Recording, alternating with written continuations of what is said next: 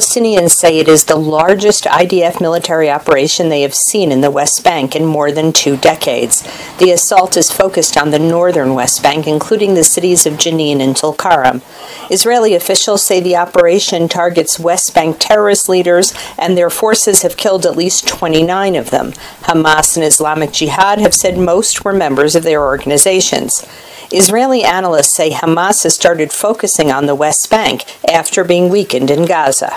In the Gaza Strip, where Hamas is almost totally dismantled, and Iran and the Hamas leadership abroad understand pretty well that they lost a very crucial and essential asset, which is part of the resistance axis, or so-called resistance axis led by Iran.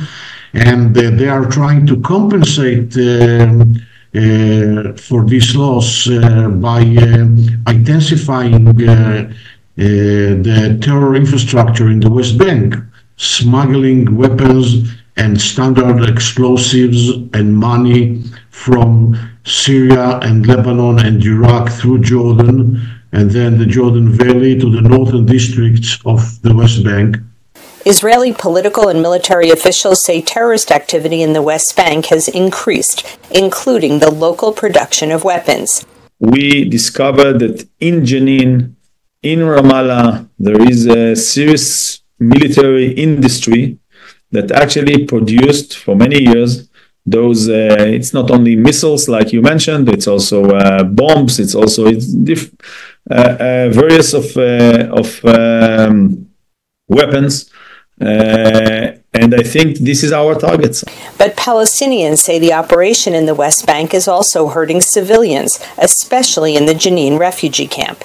They say the army has dug up many roads searching for explosive devices, which has made the camp impassable. Water and electricity have been cut off in some areas. Palestinian analysts say public opinion in the West Bank is growing angrier. Recently, a new phenomenon emerged in West Bank. The people who are willing to fight, and they are collecting weapons, guns, driven by the kind of revenge feeling and towards what's going on in Gaza and the daily practices of the Israeli occupation. The number of Palestinians killed by Israeli soldiers or Jewish settlers in the West Bank has been rising, with the United Nations reporting 680 dead since the war against Hamas began last October. Israel says 22 soldiers and Israeli civilians have also been killed in the West Bank during the same period. Linda Gradstein, VOA News, Jerusalem.